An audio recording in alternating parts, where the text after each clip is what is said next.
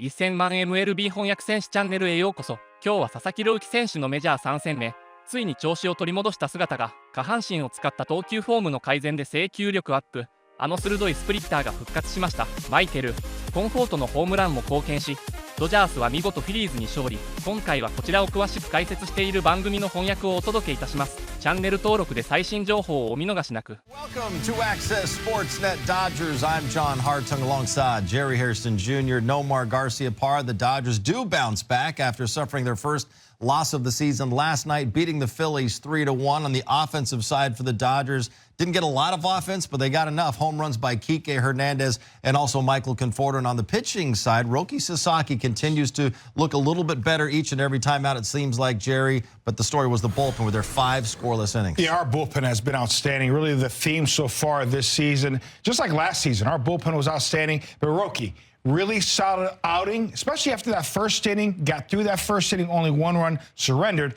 but he really got through, and then the bullpen once again was great. Yeah, the bullpen, you know, the scoreless innings was outstanding. The way they come in, they go out there, they're firing, they're getting the job done. But it was really also the bullpen that I think picked up Sasaki as well. You know, you're looking for something positive for Sasaki to have a good outing. He did that. He got ahead of hitters. He did a much better job this outing. Had just only a couple of walks. But he looked like he was in more control. But there was a possibility of it kind of going the other way and kind of maybe feeling like, all right, I didn't get my job done. The bullpen picked him up as well. So that was huge all around. Yeah, Roki was able to limit the damage in that first inning, allowing just 1 run. And then later, Kiké Hernández gave the Dodgers the lead for good with a 2-run shot. Let's hear from Kiké right now. He's standing by in Philadelphia with Kirsten Watson.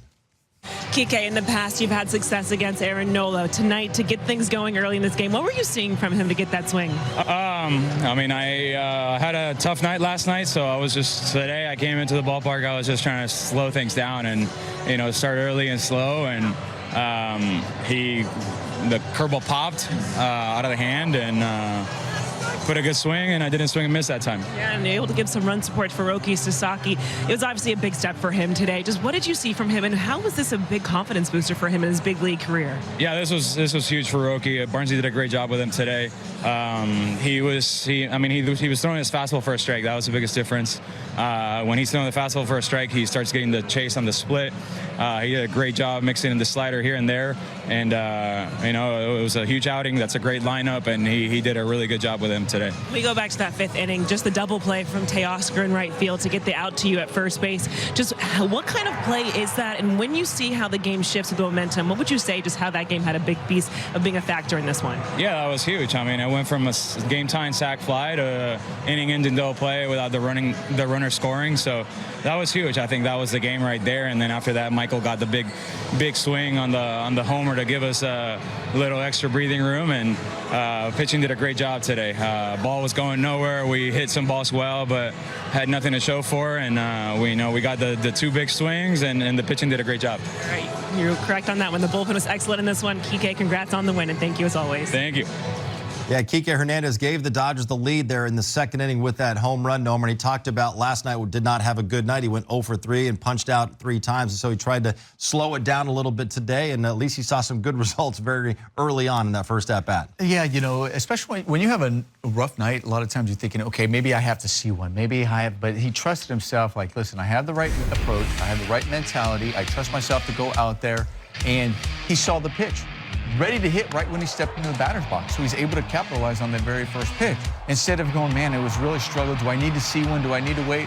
Or do I just trust myself to say, listen, I did have a rough night. You chalk that up, but I'm still going to prepare myself. I'm still going to have the confidence to go out there and execute my plan. He got a pitch he could handle, and he put on a great swing and drove out of the ballpark. That's the right mentality, rather than thinking, okay, I have to wait. What am I doing? Am I chasing? Sometimes you have those games. Sometimes you have a rough one. Sometimes you have to just come to the ballpark, have a different mindset. It's exactly what he said he did. He came out, and he picked them up. I love the fact that he bounced back from last night. You know, sometimes you're just going to have one of those nights where it's just not going to be there. You didn't have many of those nights. Trust me, I've had those. So Kiké Hernández understood, you know what? It's one of those nights. I'm going to come ready to go. I'm probably going to start again at first base because of Freddie Freeman being on that IL. And I love the fact, and Nomar touched on it, ready to hit. I don't know if he was sitting on breaking ball the first pitch, but when you're ready to hit, and even if you're looking fastball, you're ready to hit. Sometimes you see the breaking ball out of the hand so good because you're ready to hit, and you holler at it, put us on the board, and gave us a lead for good. Yeah. 2-1. I think that 2 runs right there allowed Sasaki also to kind of relax. Yeah. Okay, I gave it the lead that first inning, but right away in that second inning, they get me back. Not only tie the ball game, but we have a lead now. That settled Sasaki, and he was able to have a decent start. Yeah, immediately right after that second inning, third inning, fourth inning, Roki Sasaki looked outstanding. Let's hear from Roki right now because he's talking with Kirsten and the media. Roki, when you look at this outing, what do you think led to just the success you were having and just attacking the strike zone? この登板を振り返ってその成功の秘訣っていうかその要因っていうのはありましたか？そうですね、まずはホーム的に、良くなかったところだったり、コントロールを乱す原因だったところを、探して、自分の中で改善ポイントがあったのでそこをうまく、修正できたかなと思ってます。I felt like I was able to really work on my mechanical adjustments and everything really came together this outing. When you reflect on your first two and just even how you said everything came together in this one, what was the biggest just difference for you, and when do you think you felt it the most, if it was in a bullpen or even in another game? その2登板振り返って、今回修正できたっていうポイントっていう中ではいつそういう修正でき始めたんですかね2日前のブルペンの時に、投げてる途中でこうしたらいいんじゃないかっていうのを感覚的に、見つけて、そこからは結構安定してよかったのでこれかなっていうのは思いました。 My bullpen session 2 days ago, I felt like I had something and continued to work on it and just felt right throughout the whole time. Strikes and fastball, how much of that is like a mentality thing and how much of that is sort of the mechanical stuff that you've been working on between starts? 的にストライクを投げ込むっていうのはそのメンタル的なのかそれともメカニカル的なのか。技術的なことだと思いますし、技術があってなんていうんですかね、メンタルも落ち着くと思いますし、ストライク取りたくても取れない時は取れないので、それは気持ち的なものよりもホーム的なものが大きいと思うので、特に前回はストライク取ろうと思って取れなかったので、そういったところでは前回とは気持ち以上にホームが違かったのかなと。I think it's more mechanical based rather than mindset. I felt like this time around, last time around, I felt like I did want to throw strikes, but I couldn't, and really worked on the mechanical side of the game and felt like I was able to do that today. What was the mechanical tweak you made that you found in the bullpen? ブルペンで修正できたポイントっていうのは何だったんですか？下半身の使い方というか、下半身の意識の仕方ですね。Just being able to use my lower half better. How much better does it set up your splitter when you are able to throw strikes and work from ahead in the count? ストライク先行になると、スプリットがすごく有効になると思うんですけども、それはすごく、どのぐらい影響しているんですかねと。そうですね、影響する前にフォークボールのコントロールも、基本的にベースマンの上に行くようになったので、そこに関しては、なんていうんですかね、そもそもフォークボールの、扱いが良くなったところが今日は良かったのかなと思います。I also feel like it's more about my split command as well, and that I felt a lot better with my command of my split. So I think that helped a lot today. It's not difficult last week kind of was for you emotionally or something like that. Like how has the last week sort of been? Like, what has this process been like? Just sort of getting your confidence here at the big league level. 2登板ちょっと感情的になるところもあったと思いますけども、この1週間この登板に向けてのその気持ちっていうのはどういう感じでしたか？そうですね、もちろんメンタル的に不安になるところもあったんですけど、ただ自分の中では信じられる技術があったら、気持ちは関係ないのかなと思うので、今日に関しては前回のブルペンでなんで信じられるものを見つけて、今日はただそれを信じて投げただけなので、それが見つけられたことが良かったですし、技術あってのメンタルかなとは、改めて思いました。Yeah, I did go through the week feeling a little anxious, but I was searching for something that I could feel confident about, whether that be some kind of skill base.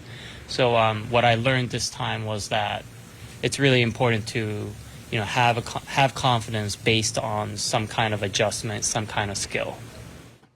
And clearly, Roki Sasaki, Jerry, had been working on those mechanics in between starts. He said he felt like something clicked in a bullpen a couple days ago, and that today seemed like everything seemed to come together for him for the most part. Yeah, and here's the thing. There's a lot left in the tank, and he showed what he has. Outstanding stuff. We know the fastball is elite, 95 to 98 miles an hour. When he's getting that over for strikes, that's when you see the chase of the split. If he's not throwing strikes with the fastball or the split, I mean, that pitch right there gave him confidence. But look at the late-breaking forkball slash split. It's violence at the very end.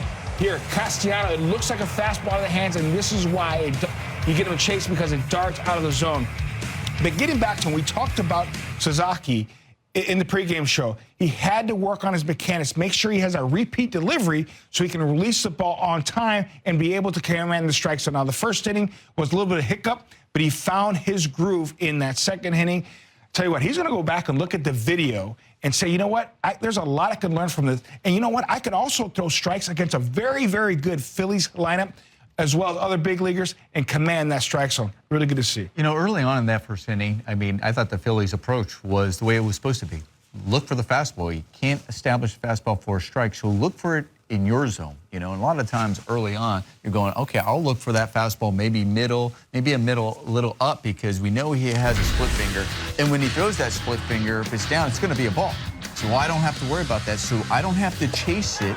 I can look up, and until he proves that he can throw his pitches for a strike, that's all I have to do. So they did that. They were ready for fastballs early on. We saw Trey Turner do that. You saw early on with Kyle Schwarber getting a fastball too. He got in a count. He wasn't chasing. He was really patient and looking for that fastball he could handle. And then I think that strikeout against Bryce Harper in that first inning was really huge for Sasaki. I think it settled him down, and only just giving up with that one run in that first inning was big. But he started to establish that fastball with a strike, started getting ahead of hitters. He started going out there. Now, all of a sudden, you started seeing the Philly batters start chasing some of those pitches because of that. This is his third outing that we saw at the big league level. Obviously, Tokyo, we saw it at Dodger Stadium. The strikeouts to Schwarber and Castellano was the first time I said, uh-oh. That's the first time I've seen it. Now, I saw film on him in Japan. And, John, that last start at Dodger Stadium, I told you right away, I go, he doesn't have it. I can just tell. But those pitches he made to Schwarber and Castellano, that's the Sasaki I remember pitching at from Japan. Nasty. And Nomar, he talked about having split command and how important that is for him because, as you guys know, the split finger, the true split finger, it does look more like a fastball coming out of their hand, right? Where his is that forkball, like Jerry was saying, and it knuckles a lot more. And so they can recognize that. And if he doesn't have command with it, a lot of times you might see them, like the Phillies looked like they were spitting on it anytime they saw it come out of his hand. Yeah, and then when you, but the other thing, though, too, is when you have a fastball that goes in the upper 90s and you're establishing that, you see those over the middle of the plate, they were ready for that first inning. Schwarber gets a fastball he can handle. Then you see that. Well, now look at that breaking ball right there. I mean, that breaking ball, when it's coming in, there's that fork. But where did it start? It didn't start down. It started in the zone. And that's why you get that swing and miss. And then he comes back and then he challenges that, trusting that, listen, you still can go out there and attack hitters with that fastball, even within the zone. Much better pitch with that fastball. Right there. You see the natural tail we were talking about before the game, and I said you got to go inside out. It has to start there, and it had a nice little run to it, and it ended up catching the corner. It ends up missing the barrel. All you have to do is not necessarily always just about swing and miss. It's always about missing a barrel, almost like with a cutter. A cutter's job isn't to get a swing and miss. A cutter is to miss the sweet spot of the barrel, maybe jamming it off the end of the bat. And his fastball can do that as well when it's starting in the zone and get those rollovers or those miss hits as well. And then all of a sudden you're going, wait a minute, he's throwing a strike down there with a fastball. All of a sudden that forkball starts there as well. You can't take it because you're like, is it going to drop as much? Is it going to be a strike on me? I have to swing. And here's the difference between a split and a forkball. The split, like you mentioned, John, it looks like a fastball. It's more straight at you and then kind of darts out of the zone. Sometimes you throw the split, but he also gets more violent with it. A forkball, it's more like a knuckling action, and then it just darts out of the zone. And it kind of starts higher, like the one he threw to Bryce Harper and the one he threw to Schwarber. That split he threw to Castellanos, it's different. Similar grip, but it's different. But I love that he has those two pitches because as we saw, when it is on, when he's spotting that fastball to go with it, he's tough to deal with. Certainly a really good outing for Roki Sasaki to build on going forward. Right now, let's head back to the booth, check in one final time with Joe Davis and Eric Karros. Here's the Arco top-tier stat line. It's Michael Conforto. His 24th home run, Jerry, in his career against the Phillies. The most he's hit against any team. You see why Nomar called him today. Yeah, Nomar did do a great job of calling the young MC. He does go big fly. Former Met great Michael Conforto now in Dodger blue where he was meant to be played. Love that he's able to pick on the Phillies once again. Still loves to swing the bat there in Philadelphia. Conforto hitting the bomb. Let's hear from him right now with Kirsten and the media. Michael, you had one home run, but it seemed like there could have been two out there tonight. Just kind of with the swings you were having, how are you feeling just offensively at the plate right now? I feel great. I feel like I'm in a good place. Like you said, put a couple good swings on the ball. For a second, I didn't think the second one was going to make it out.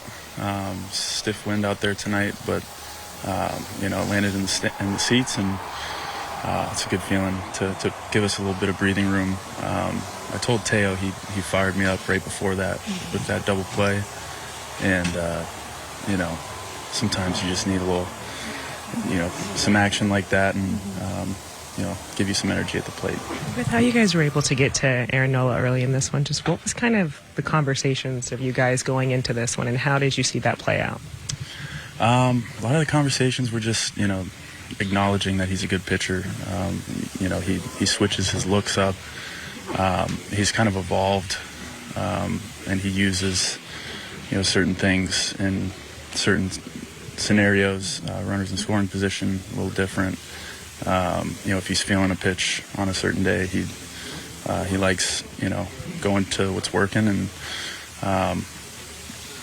so we just kind of wanted to hone in on our plan, and it ended up working out today for us. We did enough, and then really I think the story was Roki, throwing great, and the rest of the pitchers coming in, just locking them down.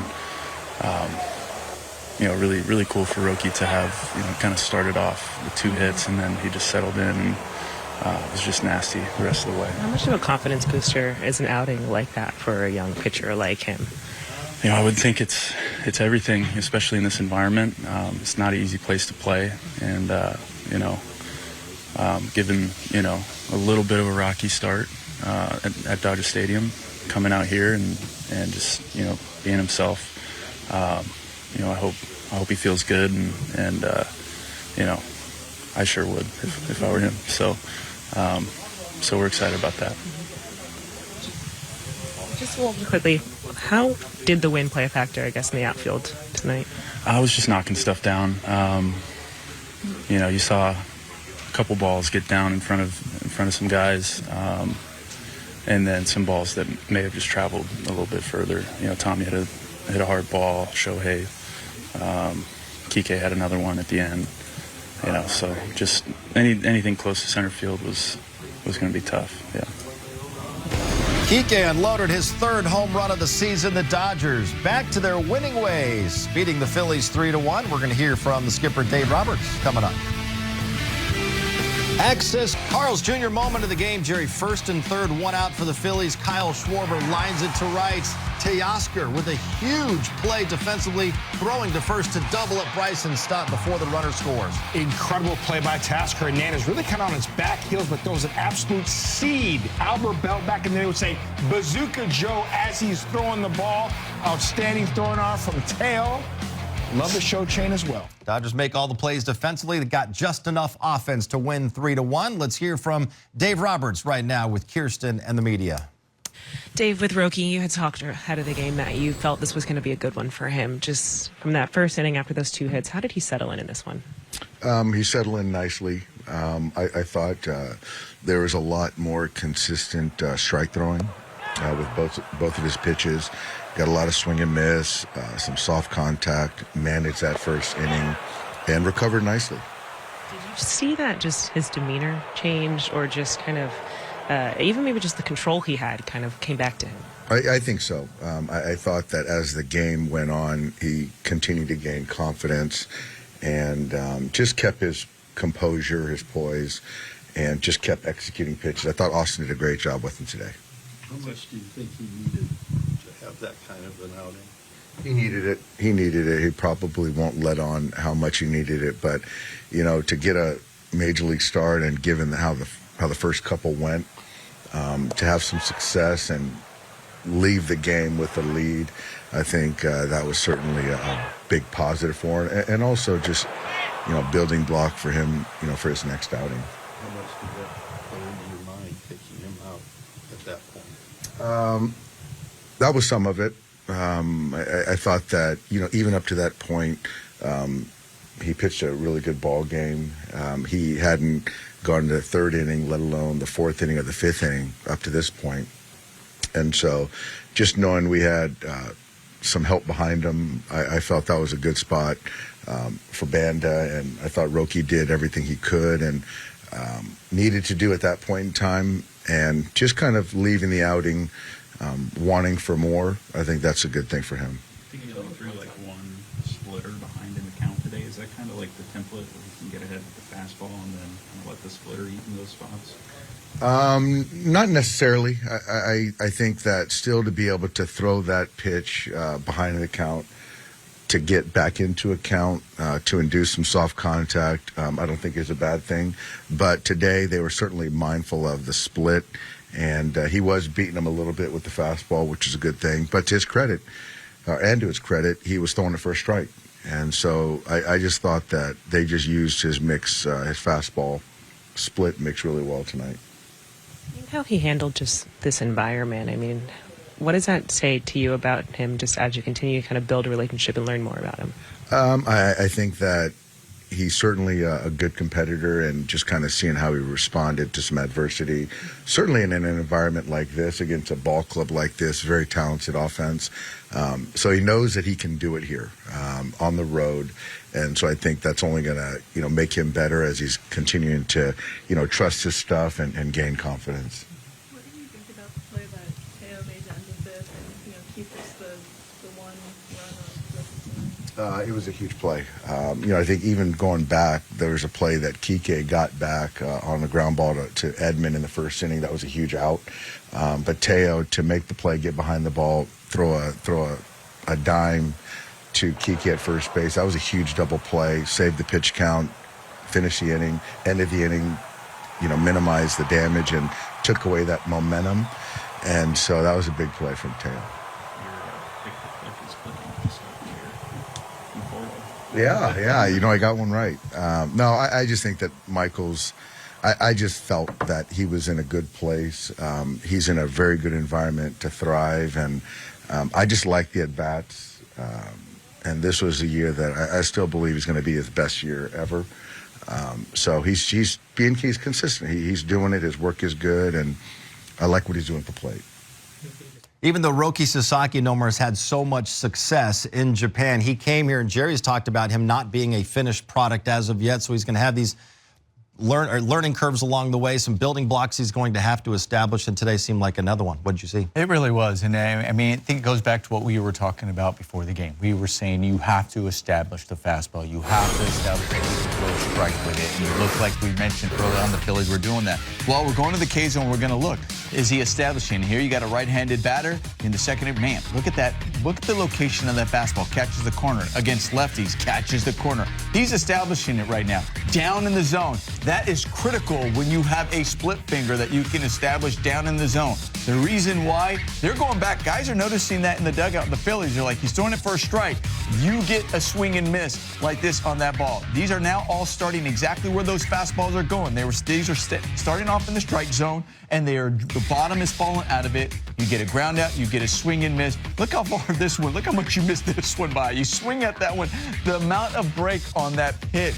But as a hitter, we talked about if you cannot throw the fastball for a strike, let alone hit the bottom part of the zone, you have a chance of laying off some of those nasty split fingers, because now you just have to set your sights up and look for it. And if that split finger even doesn't start up there, because that's where you want it, where you might have a chance to hit it. But now if you just lower your sights just a little bit, even to the middle part of the plate, because you were establishing that fastball, now that split finger that's even starting in the middle of the plate, can dart down and get the swing and miss. Fastball command is so important, really, in any level, whether it's high school, college, certainly at the big league level. Once you establish a fastball, and not just throwing it in the middle of the plate, you're throwing it down for a strike. Now the hitter doesn't have as much confidence anymore. Now he has to be on the defense. And then when we get the 2 strikes, they know he's got 97 on the black and down to go along with that split. That's why you see those guys trying to cheat a little bit, and that's why you see those really silly swings. Outstanding job from Roki after that first inning. This is a great building block. Dodgers get the win 3-1 over the Fightin' Phils. We did our friend Dallas Raines proud with our pregame weather report, and guess what? The rain in Philly held off just long enough for the guys. More reaction ahead from a now wet Philadelphia coming up.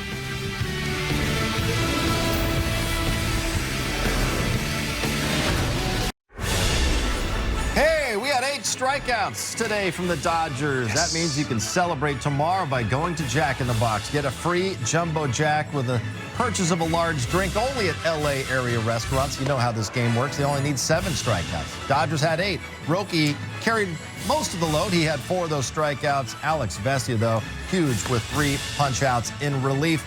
Let's head back to Philadelphia right now because the man who was behind the plate today, Austin Barnes, is with Kirsten and the media. Austin, when you look at Roki's outing today, obviously you could just see that stuff was in a much better place for him. How much of a confidence booster could an outing like this be for him? Yeah, I think he'll be fine. You know, I think he needs, like today, he had his feet wet for the first 2 starts. I think he's a little bit more comfortable, you know, maybe away from, you know, LA, you know, all the, what comes with that, you know, but I thought he was throwing his fastball well, and I think that changed from, you know, the other outings. Robert said that just you've been catching his bullpens and the relationship you two are building. In his last bullpen, was there something that you saw that stood out about him that kind of led to this outing today? I think he was just more convicted in his fastball. You know, I think in his bullpens he was working on just getting ahead with the heater. You know, he's got a good fastball. It's, you know, it's upper 90s. It's got life on it, and then he gets to that, you know, splitter, and you know his slider's good too. He's mixing some of those pitches in the slider, and I think he's got 3 good weapons. So, you know, when he's ahead, he's, you know, he's tough on hitters, especially when they have to respect that splitty. How important was that? I know it's always important to get ahead of your fastball. Like, how extra important was that for him today, just to build confidence and sort of set up the splitter more so that they couldn't just spit on it like they could early in the game? Yeah, absolutely. And I think, you know, some of those hitters still were spitting on the splitter, you know. So, but he threw some good fastballs. You know, he drilled some at the bottom of the zone right through me. You know, I think that's where he needs to be. You know, just painting with the fastball and getting ahead, putting pressure on those hitters, and making them respect that splitty, because it's one of the, you know, it's a crazy pitch. So, and there's times where he was, you know, mixing the slider in too, and I thought that was a pretty good weapon too. So, no, a good start from him. I think, you know, later on, I think he'll probably finish that himself. But you know, it was a good outing.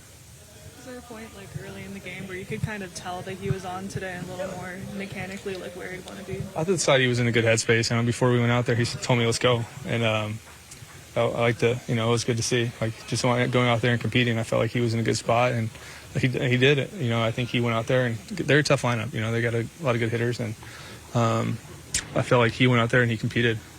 This environment too is kind of, you know, notoriously hostile. You know, is that something that you prepared for? Yeah, they're not the nicest fans, you know, but you know, they're good fans though. They're you know, they like the Phillies, you know. And maybe the language is, you know, can't understand them, but no, he. Yeah, hostile environment. He went in there and he pitched his game, so that was great to see. Did he say "let's go" in English? Yeah, he did. He said, "Come on, let's go." I said, "All right, let's go then." Yeah, I liked it.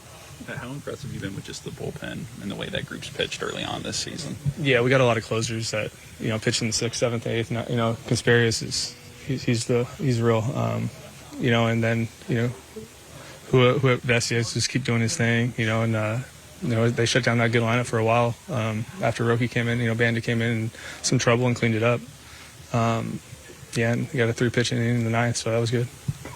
We just heard Austin Barnes there, no more talking about the Dodgers bullpen, and they wouldn't be 9-1 to start off the season without the contributions from that bullpen. They've been outstanding, and they were again today. I mean, they've been lights out. They really have. Each and every guy that called upon, they're coming in. We talk about how prepared these guys are, how they come in and they throw strikes as well.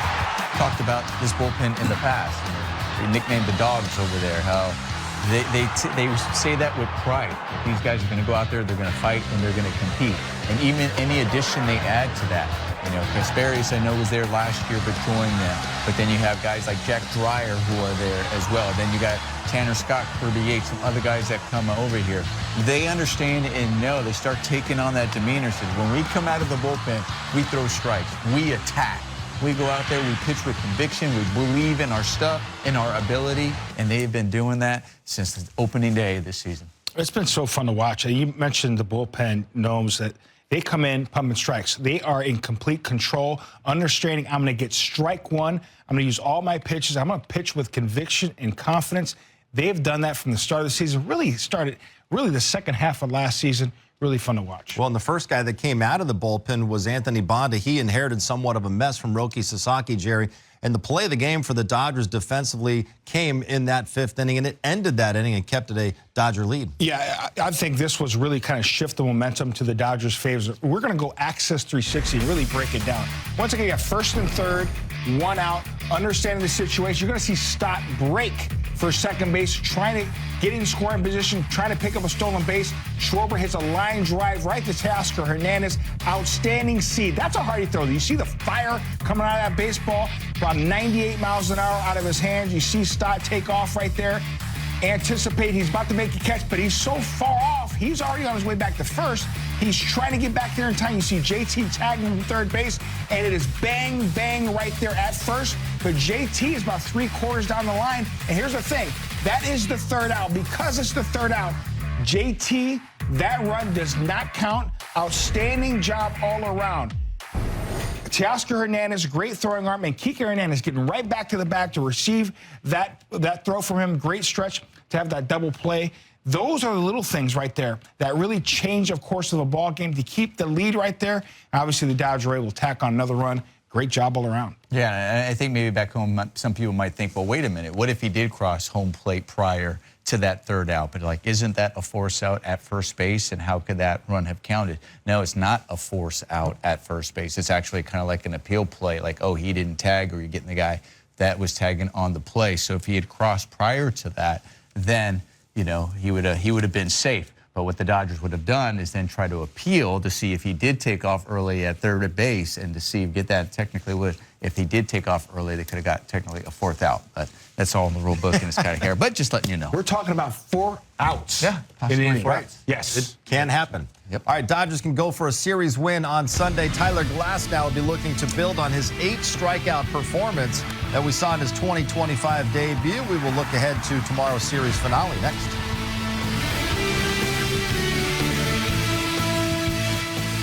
いかがでしたか。佐々木朗希選手のメジャーでの成長が見られる素晴らしい試合でした。マウンドでの佇まいも少しずつ自信に満ちてきています。これからも彼の活躍から目が離せません。皆さんの応援コメントもぜひコメント欄にお願いします。チャンネル登録していただけると最新情報をいち早くお届けできます。次回の動画もどうぞお楽しみに。ご視聴ありがとうございました。